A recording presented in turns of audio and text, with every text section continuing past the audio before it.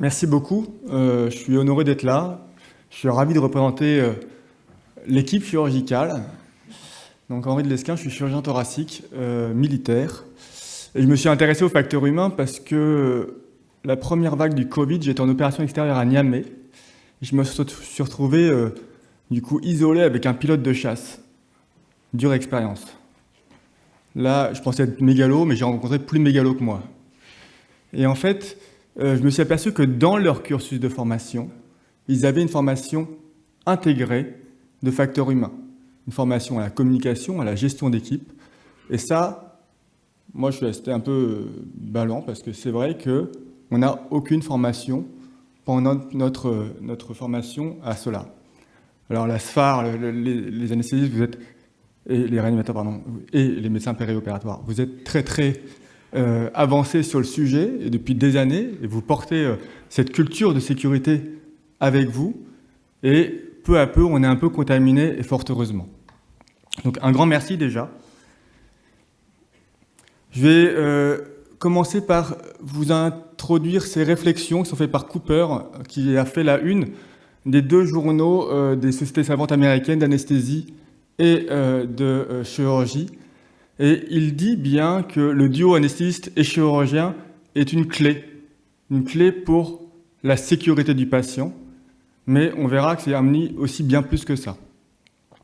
Et je me suis présenté en tant que chirurgien et tout de suite vous avez appliqué des références qu'on a vues depuis tout à l'heure, à savoir l'interne de chirurgie ne comprend rien à la physiologie des patients, il ne sait pas ce que c'est qu'un patient grave, à savoir il est très mauvais communicant avec les familles, et tout de suite vous avez affiché un stéréotype qui est pas loin d'être la vérité, hein, mais qui me donne, à mon avis, un peu plus de travail que ça. Et pourquoi vous avez affiché ça? Parce qu'en fait on fonctionne en tribu. Alors je vous invite à lire les travaux de Paul Ekman. Paul Ekman, il traduit comme Cooper, enfin Cooper traduit le bloc opératoire comme un champ d'affrontement entre deux tribus, hein, les anesthésistes et les chirurgiens. Et Paul Ekman, lui, dans les années 70, il allait voir de nombreuses tribus, et il a établi comme ça 6 émotions primaires, la joie, la tristesse, le dégoût, qui sont là pour à la fois assurer une capacité de survie de l'individu, et également du groupe. Et c'est là où c'est intéressant, c'est qu'effectivement, ces émotions vont nous permettre, vous parlez de paraverbal, mais ces émotions vont être capitales pour décider, agir et agir ensemble. Et des fois, c'est même un peu trop.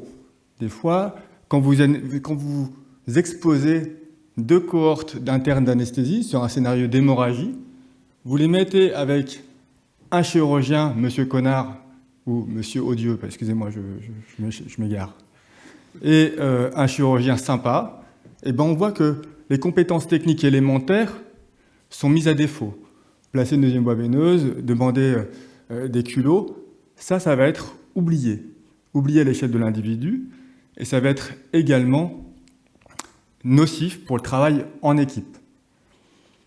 Donc, la gestion de ces émotions, elle est capitale. Et j'irai même plus loin, la gestion de ces émotions, elle va s'exprimer par le stress. On parlera de stress aigu, hein, je ne parlerai pas de stress chronique. Mais ce stress qui est traduit par Daniel Kahneman, qui est prix Nobel, hein, qui était psychologue ergonome. Daniel Kahneman va vous dire qu'on a 2 manières de décider. Une manière automatique et une manière adaptative. Et 90% de nos décisions, elles sont prises de manière automatique. Et quand arrive un inconnu, un impondérable, il va falloir apprendre, et je dis bien apprendre, parce que tout n'est pas inné pour le chirurgien, fort heureusement, il va falloir apprendre à passer sur un mode adaptatif. Et ça se travaille. Ça se travaille, et jusqu'à présent, je trouvais qu'on avait une formation qui était beaucoup basée sur l'inné, et qu'il va falloir acquérir ces compétences-là. Si on va plus loin dans l'aide à la décision, comment la communication peut aider à la décision, il faut se rappeler des travaux de Mick Hensley. Mick Hensley, elle était scientifique, elle a été conseillée auprès de l'équivalent du chef d'état-major de l'armée aérienne américaine. Elle va traduire à partir de son expérience sur l'analyse des crashs aériens, elle va parler de la conscience de situation. En gros, la conscience de situation, c'est comment je perçois le problème, comment je le comprends, comment je projette ma solution dans le futur, et ça prévaut à la décision, et ça prévaudra même à l'action. Ce qui veut dire que ce qui est capital pour un chirurgien, par exemple, quand il arrive au déchocage, ou pour un anesthésiste aussi, ou pour un médecin et du périopératoire et un réanimateur, c'est également d'avoir une bonne perception des informations. Et cette perception, on va aller la chercher sur ce qui s'impose à nous, et souvent c'est le scope, hein, sur les différentes données qu'on peut avoir, sur les autres, quel est le degré finalement d'agitation ou déchocage. Vous connaissez tous ces déchocages, il y a tellement de monde qu'on ne sait même plus si c'est grave ou pas grave.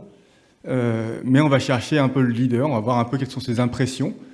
Et après, il y a l'environnement qui va aussi nous intéresser pour prendre une décision. Est-ce que je suis isolé au Sahel avec 5 poches de sang, ou est-ce que je suis au déchocage de Lyon, où là j'ai un peu plus de moyens. Et donc, notre compréhension de la situation va dépendre, de nos objectifs, nos projets d'action, et puis nos propres schémas mentaux, notre construction mentale. Et après, on va projeter notre action dans nos hypothèses, en tout cas, et c'est là où on est assez inégaux.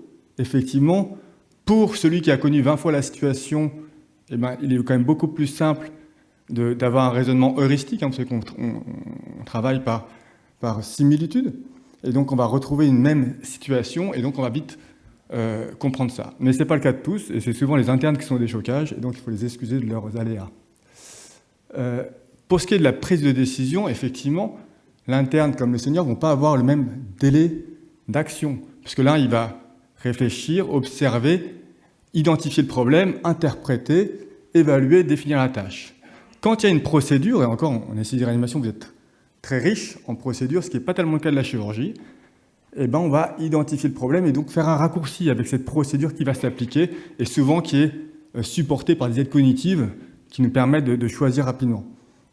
Et enfin, l'expert, lui, va avoir un raisonnement très rapide d'action-réaction, et c'est ce qui explique, à mon avis, une petite différence, en tout cas dans la rapidité de la prise de la décision.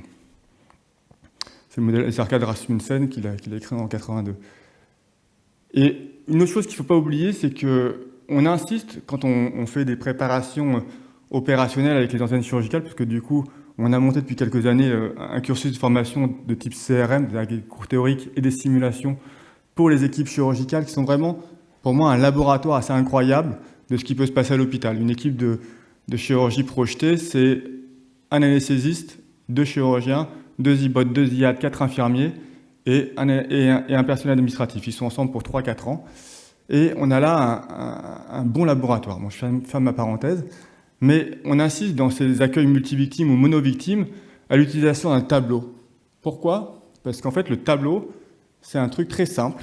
On va tous se réunir devant le tableau et là, on prend une décision. Et on prend le temps d'une décision dans une situation d'urgence. Prendre le temps, ça veut dire avoir une décision qui soit solide, discutée, et donc qui sera la plus fiable possible. Bien sûr, on a tous cette décision après un peu plus rapide, on a déjà connu ça, on va faire ça, qui a ses défauts, hein, on a toujours fait comme ça. Après, il y a la décision par défaut, évidemment, il faut avancer, on va décider. La décision routinisée, et puis enfin, il y a la décision spontanée. Et ce qu'il faut comprendre, c'est que le corollaire de ça, c'est que plus on prend de temps à décider, moins on aura envie d'être remis en cause. Et si le postulat de départ est faux, la décision ne sera pas bonne, mais si elle a bien été construite, on y accordera beaucoup de crédit. Pour parler de la prise de décision, on va également communiquer. Alors moi, je suis un novice par rapport à vous tous sur la simulation, et je trouvais que ces débriefings autour de la communication ne me parlaient pas. Ça veut dire quoi, communiquer ? Alors il y a effectivement une grande déperdition entre ce que je veux dire, vous connaissez cette phrase de Weber, avec une déperdition, je ne sais pas qui l'a qualifiée comme ça, mais de 90%, pourquoi pas. Le problème des publications en facteur humain, c'est qu'il y a assez peu de métriques finalement, et donc ces publications, elles sont souvent de l'ordre du concept plus que de la réalisation. Pareil, je me suis allé voir ce que faisaient les Américains, très pros dans ce domaine-là, avec les concepts Team Step. Alors, je vais juste donner quelques clés qui me paraissaient importantes d'apprendre, parce que finalement, vous pouvez demander à un interne de bien communiquer, mais si vous ne l'avez jamais dit avant ce que c'était que le SBAR ou le SAED, ce qui n'est pas enseigné en interne de chirurgie, eh ben, il aura toujours une communication merdique. Donc effectivement, la clarté du propos parle fort. Et combien connaissent de chirurgiens qui marmonnent? Moi, je suis le premier à marmonner. Notre capacité attentionnelle, elle est limitée. On est focus sur ce qu'on fait et forcément, on marmonne. Donc moi, je dis aux équipes, n'hésitez pas à me faire répéter. Je répéterai volontiers si le moment est opportun, bien sûr. Quand le moment n'est pas opportun, tout le monde s'en rend compte, donc c'est vite fait. La deuxième chose, il faut profiter des moments où il y a une condition de réception du message qui soit favorable. Une courte vidéo sur la prise en charge avec traumatisme sévère à Sainte-Anne, un trauma leader, qui est donc un anesthésiste, qui va faire un briefing avant l'entrée du malade, et on va profiter de ce temps mort entre l'appel et l'arrivée pour briefer les équipes. Chacun a son poste, chacun a son rôle, et le chirurgien, il est présent au déchocage dès l'arrivée. Est-ce que les hauts négatifs sont prêts? Si c'est pas grave, bien sûr, je reste pas très longtemps au déchocage, mais si c'est grave, on s'en rend rapidement. Ok. Allez, 2 plio, 2 hauts neg. Donc ça nécessite pour les chirurgiens une organisation. 27 de PAM. Voilà, 27 de PAM. Moi, j'entends le MAR me dire adrénaline. Moi, je lui dis, tu auras côté une resuscitation. Voilà, je suis binaire, j'applique le protocole. Maintenant, on passerait au rébois maintenant, mais c'était l'idée. Pour vous montrer que même en situation d'urgence, à mon avis, il y a des temps à optimiser pour la communication. Enfin, il y a un grand filtre de l'interprétation. Il faut tenir compte, effectivement, je vous parlais de tribu tout à l'heure, effectivement, on n'a pas la même vision. Et effectivement, vous avez tous une vision commune de ce qu'est un chirurgien. Et cette vision, je vous invite à lire les travaux de Lingard. En gros, pour l'anesthésiste, c'est assez clair, il y a un truc commun. Le chirurgien, il ne respecte pas ses temps opératoires. Il n'a aucune idée de si ça saigne ou pas. En tout cas, il mésestime souvent ses saignements. Et il a une vision assez lointaine de la physiologie du malade à l'instant T. Je ne dis pas que c'est faux, hein. Je dis que c'est une réalité. Pour le chirurgien, la vision de l'anesthésie, ça va être quoi? Ça va être, lui, il est à cheval sur ses horaires, il est distrait au bloc, il n'est jamais en salle quand il faut, il est distrait au bloc opératoire, et il a tous les torts du monde. Bref. Est-ce que ça va faire avancer les choses? Non. Et comment on fait pour lutter contre ces schémas préconçus? Ce que propose Lingard et d'autres, c'est effectivement de prendre le temps de faire des briefings, des débriefings. Prendre le temps de mettre tout le monde dans le bain pour mieux agir. Mais ces briefings, je vous rejoins complètement sur la notion de réception et de communication et lutter contre l'infobésité en utilisant effectivement, là j'ai cité le SBAR, mais j'aurais pu citer la version française de SAED, et pour les équipes chirurgicales opérationnelles, on utilise le MIST qui est international et qui est utilisé par l'OTAN, mais qui correspond à peu près au SAED. Et le dernier filtre, effectivement, c'est le filtre de la mémorisation. L'intérêt des checklists, il n'est plus à démontrer en termes d'erreurs chirurgicales et médicales sur les erreurs de côté, les erreurs au bloc opératoire. La checklist, elle a une importance capitale. Alors, vous aviez cité en introduction Atul Gawande, qui mérite, à mon avis, un prix Nobel. Atul Gawande, qui a beaucoup travaillé sur les checklists au bloc opératoire. Et il a édité comme ça un petit recueil avec plusieurs checklists en fonction de la situation. Et la checklist sur l'hémorragie, je vous l'ai mise ici parce qu'elle me paraît hyper intéressante, en tout cas à pratiquer dans notre pratique. La première notion de l'hémorragie, c'est appeler un ami. Effectivement, chez vous, c'est ultra rodé.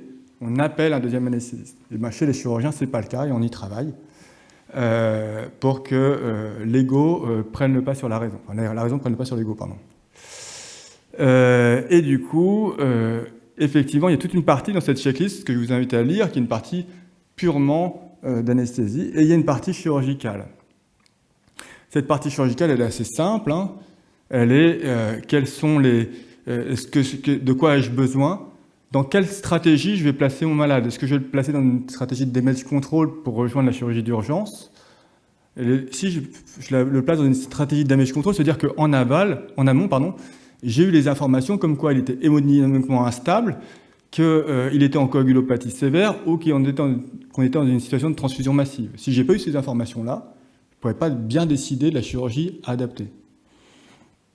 Chauffer les patients et les fluides, ça appartient aussi aux chirurgiens de mettre un Berruger et effectivement se poser la question du contrôle hémorragique. Et je reviendrai là-dessus, c'est que il y a globalement, je vais reprendre ma chirurgie d'hier. Je fais une lobectomie pulmonaire qui paraissait relativement simple. Clé de l'artère pulmonaire. Donc là, il y a la première solution, c'est le contrôle, ça s'appelle scramble, c'est un contrôle incontrôlé, où je mets mon doigt dessus, puis après, voilà, je vais essayer de mettre un point. Ça, c'est au niveau opportuniste, quoi. C'est au premier niveau. Je n'ai pas eu le temps de beaucoup de contrôler, et c'était un peu merdique. Ça passe ou ça casse. Souvent, c'est que ça casse. Plus on va s'accorder du temps à la réflexion, plus on aura une démarche qui sera aboutie. Et effectivement, l'étape d'au-dessus, c'est d'être tactique. C'est je vais faire un trou, ok, je vais contrôler au-dessus, en dessous, ok, et après je vais passer un point, appeler un ami, voilà. Et encore au-dessus, c'est passer à l'échelon stratégique. C'est-à-dire faire une checklist qui ressemble à un briefing. Je fais une lobectomie pour un patient qui a une tumeur proximale, il a une chimiothérapie d'induction, il y a de grandes chances que ça saigne. Est-ce qu'on a des culots en réserve? Est-ce qu'on a un ami à appeler? Est-ce qu'on a prévu des moyens démostatiques? Et comme ça, quand le problème survient, on n'a pas une IBOT qui d'habitude fait de l'ORL ou de l'ophtalmo qui est aux fraises. Elle sait ce qu'elle doit prendre parce qu'elle a déjà préparé tout ça sur table. Et on a mis toute l'équipe déjà dans une situation où elle va, on ne va pas dire attendre le problème, mais en tout cas, elle est dans une situation de vigilance. Et à ce moment-là, avec un tel briefing, on peut se permettre effectivement d'anticiper. Mais ça veut dire qu'effectivement, ça vous rejoint d'avoir une communication au préalable et d'avoir une certaine anticipation. Alors, est-ce qu'après, en situation d'urgence, on peut appliquer ces principes-là? Je dirais oui, hein. Enfin, c'est l'introduction de Mattox dans le Top Knife, qui est un peu la référence des chirurgiens traumatologues. Il y a toujours une phase, avant que le patient rentre au bloc opératoire, une phase d'attente. Et c'est là où on doit briefer nos équipes, à la fois chirurgicales et anesthésistes, sur le patient, qu'est-ce qu'il a ou qu'est-ce qu'on suppute qu'il est, quel moyen d'hémostase j'ai besoin, quel moyen d'hémostase médicale, enfin réanimatoire, on a besoin. Et ainsi, on ne rentre pas un patient hémorragique en salle sans qu'il y ait un cell saver, sans qu'il y ait tous les moyens à disposition hémostatiques, médicaux et chirurgicaux. Tout ça pour ne pas arriver dans cette situation un peu catastrophique, où on a tout le temps ce commentaire un peu désobligeant.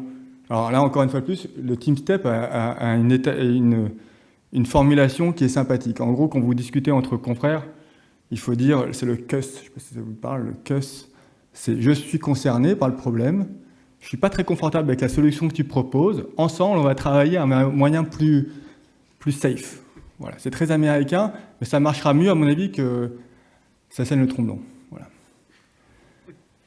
Alors, comment on peut encore lutter contre ces problèmes de communication? Eh bien, il y a une seule chose qui a montré une certaine efficacité, c'est le travail en équipe. Je dis l'équipe au sens large du bloc opératoire. Et je ne sais pas qui a la chance de faire des simulations à la fois d'anesthésie et de chirurgie, voire d'anesthésie, chirurgie, de réanimation. Parce que vous parliez des futures journées de l'ASFAR. Effectivement, on voit que ça concerne les MAR et les IAD. Alors, j'imagine que le topic, c'est plutôt réanimatoire. Ouais. Et ben, moi, je trouve que depuis 2 ans maintenant, je me suis investi dans la cellule de simulation de l'hôpital.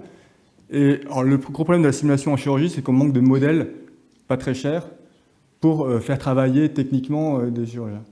Mais je pense qu'on a, effectivement, avec les antennes chirurgicales, réussi à monter quelque chose de plus développé. Et on va vraiment axer la formation sur le facteur humain, sur les problèmes de communication.